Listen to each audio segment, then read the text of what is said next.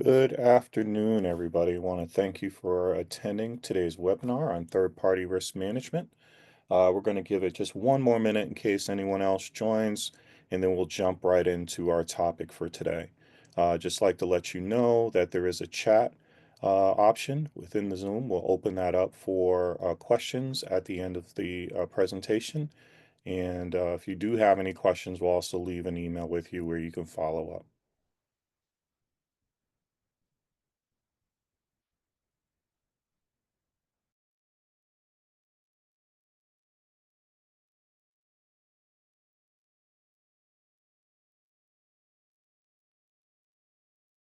All right, let's get started. My name is Gregory Johnson. I'm a VCSO here at CyberSecOp. Really delighted that you chose to join us for this jam-packed 30 minutes just to talk about third-party risk management. I will let you know that this is a broad topic and it has a lot of different aspects to it.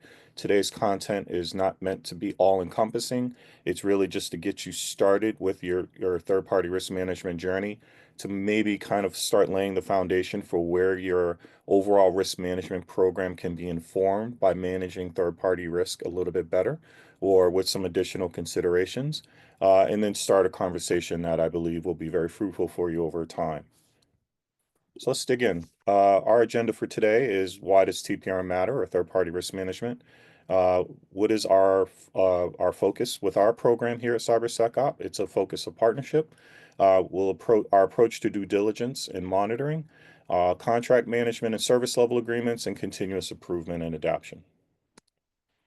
So why does this matter? Why would you even need to consider third-party risk management? I don't think any of us have missed any of the headlines, particularly when it comes to cybersecurity.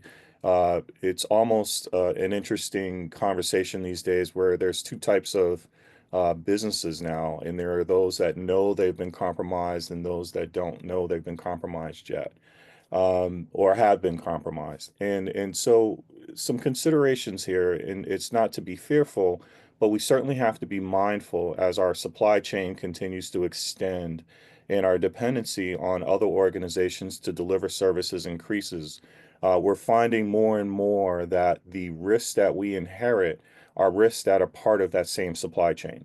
And so we're seeing more business compromises as a result of some downstream provider of services than a direct issue within the internal network or the internal business itself. Not to say that those things don't happen, but we're seeing a constant increase with the way the vulnerabilities are being continuing to roll out, the way that risk is managed by those same third parties, and in particular, where our data goes. We're in this digital transformation on a continuous basis. And as digital transformation moves from the enterprise, the large enterprise, to small and medium business, we're seeing the risk go with that.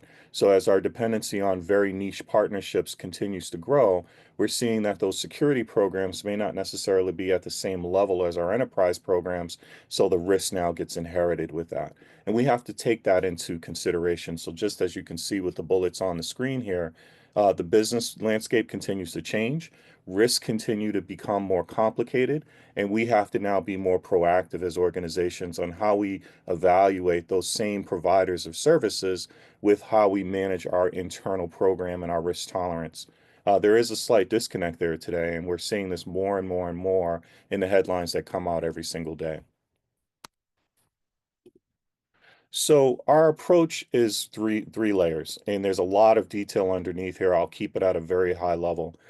We do comprehensive risk management. So when we do our risk assessments, we consider as part of our risk assessment process your internal risk or first party risk as well as your third party risk.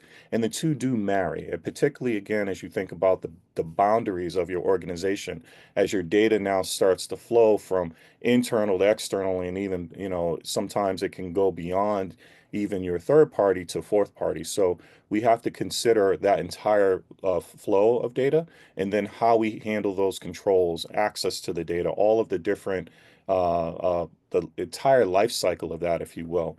So what we try to do is we try to build our framework around our client journey. And The interesting thing about this is every organization is different. So the risk assessment process will be different, how you evaluate those risks, and then your ability to tolerate risk is all going to be different and unique to your organization. So the framework really has to be adaptable to that. We do a continuous monitoring component here where we're constantly evaluating. These are not static issues. They are evolving and changing over time. And as all of us can probably appreciate, as we just do more with less, the need to monitor those changes continues to grow. It never decreases. So it's interesting that our title of today's webinar is Closing the Door. The reality is we never truly can close the door, but we can have increased visibility. And that's what the continuous monitoring program is really designed to do. And as I referenced earlier, we're talking about tailored remediation strategies. What works for one organization will be completely different for another, just because the cultures are different, the work is different, the flows, the data, again, and even the risk components that are attached to that. All are very unique to your organization, so we can't have a one size fits all approach, but we can use standardized methods for managing it and helping you address that within your entire risk program. Uh, Really interesting use case, and I do have to state here where we are not sharing client names intentionally. This is to protect us and the client. But the journey is very interesting. So we had a financial services firm around 2021 who recognized they were having some of these issues.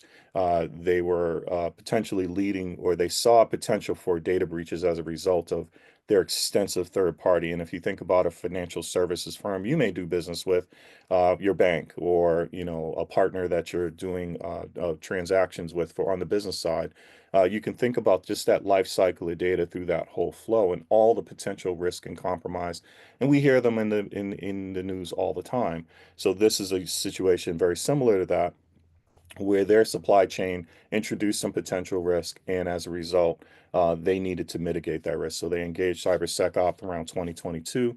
We came up with a unique and customized strategy for them, which included vendor assessments and this ongoing monitoring that we're talking about. Again, standardized framework, but customized to the organization. We came up with some mitigation strategies, creating thresholds for the individual based on risk, individual partners they had. And what we saw as we continued to monitor this over time, we were able to lower the threshold, sometimes just by doing a little education. A lot of times, partners in your supply chain aren't trying to create issues for you. They just don't know, and they need an education. And that's where a lot of this starts to come in, is when we partner with these organizations, hold them to a level of accountability, but then do the education where they can enable their security for themselves, and they can start building into their program compensating controls or just an overall maturity. This then helps the partnership grow, and it's not so much about what they aren't doing, it's about how they can do it better over time. And so by 2024, and it is a progressive improvement over time, what we see is a 70% decrease in their security incidents, and that's significant improvement over time. And I think that's one of the things I'd like to make sure that you have in the back of your minds today, is that these things take time. We are often dealing with human nature. And as with human nature, it takes time to do the education. It takes time to take on new processes and procedures. You have to then partner with the organization to bring them along in your journey to help them understand why this is important to you. And generally, folks will always want to do the right thing. So plan for a long-term strategy, but act obviously on a priority basis as you enable these capabilities within your organization. And let's talk about some of those strategies that you can use right now as you build out your program. So focus on partnership. We focus on partnerships as an organization. We partner with you. We partner with your supply chain. We partner with the internal stakeholders, which are all the obvious folks in finance, your your compliance team, your IT team. All these individuals are internal stakeholders and partners to having a successful TPRM program. A lot of times it's documenting who, what, when, and why. What is the data that they have? Why are we partnering with them? What does the contract look like? We'll talk about that later. And how do they attest to our standard controls? Are they anywhere near where we are? Are there significant gaps? So build the internal partnership. It's a stakeholder team. This is not one individual managing things by spreadsheet. It really, you have to have a communication plan internally to really do this successfully. So we do this by building, assessing, and identifying all those risks in your internal stakeholder team, and we really kind of collaborate together to get this going. But then as you kind of start building this out, you start doing some third party aspects of this partnership where you're starting to assess the individual partner and you're trying to understand where are they at with their program. Do they even have a program? Do they have someone who owns security for their organization? And who is your peer on the other side that can really help facilitate this good hygiene we're trying to build around security? Once we get past that assessment, then we want to build that baseline, and there's a little bit of connective tissue between the assessment and the monitoring.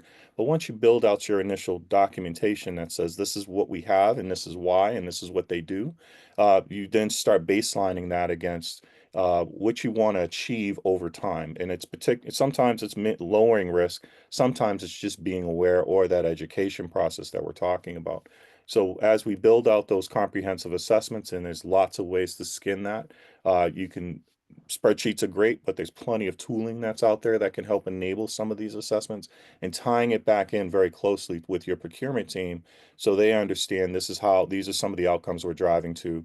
And again, we'll speak about contracts momentarily and drive some of these KPIs or metrics that you're trying to achieve to reduce risk into those same contracts that we're talking about. All that feeds into your ongoing monitoring program. And again, as things change with your organization, nothing is static. Sometimes these assessments are point in time. That's why the ongoing piece is critical. You can start to try to now bring in new data, which is the emerging risk. The landscape is constantly changing. The threat actors are becoming more sophisticated. The emergence of new tooling and technology will be impactful on all of our organizations. If you just think about AI and all of what we know and everything we don't, those will now start becoming things that are emerging, and we now have to interpret what that means for us as an organization and what the risk tolerance we have around these new issues that we're seeing. All of this now starts to get factored into our program. As I've mentioned several times, one place that sometimes gets overlooked is our contracts. In our contracts, and it may seem intuitive, but you'd be surprised how often we'll sign a contract with a third party and never include a security addendum. We never have our terms and conditions on things that we need to attest to, just the right to audit or to check in with you, if you will, on how you're doing with security, to then balance that against our own liability, particularly if you think about your cybersecurity renewals. The third party risk is a prominent aspect of that now. So having these things in SLAs that are codified in your contracts is critical. It's a part of you then managing your overall risk management profile.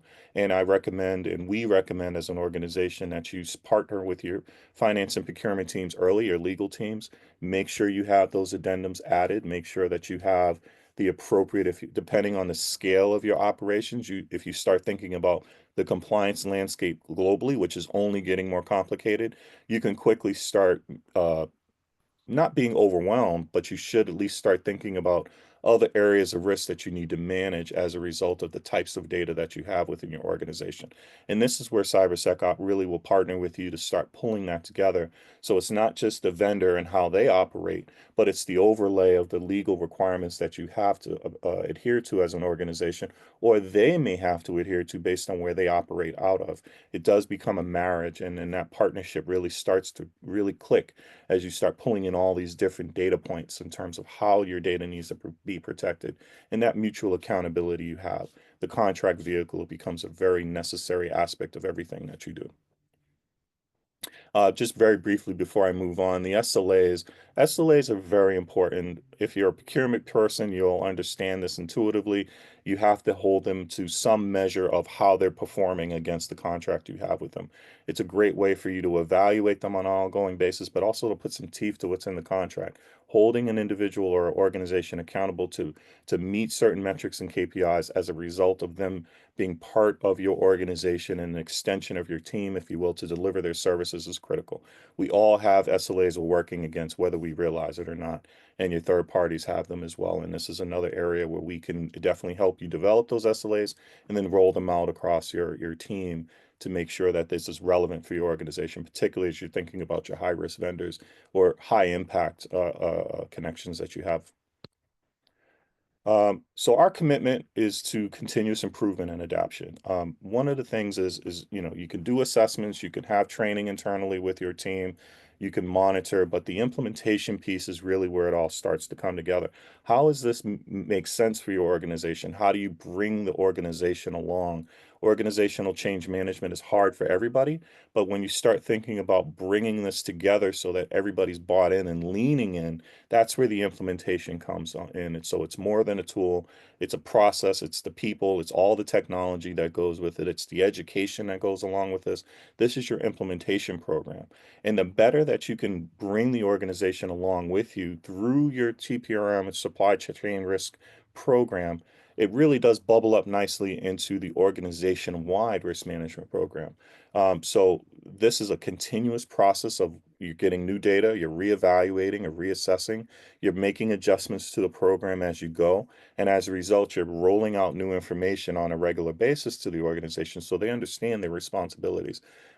Most people want to do the right thing, so it's our job to make sure they understand what they need to do. The monitoring piece only gives you another layer of data to say, how well are we doing? How well are we matching against our standards and our objectives with this program? And then what adjustments do we need to make? So if you think about this less as a linear journey and more of a life cycle, a continuous circle of activities, and then you commit the necessary resources to it to do it well and to make adjustments, it never is truly closed, but what does close and get adjusted is that risk profile that ends up becoming the ultimate goal. How do we lower our risk as we operate in this area? How do we make sure we have a healthy supply chain? How do we make sure that we're not adding new risks to the organization is critical to everything that we do. So as we kind of wind down, and again, if you have any questions, we'll open it up in the chat. Uh, we really have a call to action for all of you. If you really want to know more, this was just a very, very high level, very quick overview, but there's so many details and they're unique to your organization. We encourage you to engage with us, to schedule a consultation where we can start unpacking some issues that you may have, or even looking at it from an opportunity standpoint to get ahead of things. Hey, maybe you have your insurance renewal coming up and you want to make sure you have a healthy supply chain and you just want an assessment. Sometimes you just want to understand all the other aspects to the different elements of what we're talking about. Engage us and we can sit down and we can talk to you about, again, your specific use case and some methods that may help you and your organization move this forward.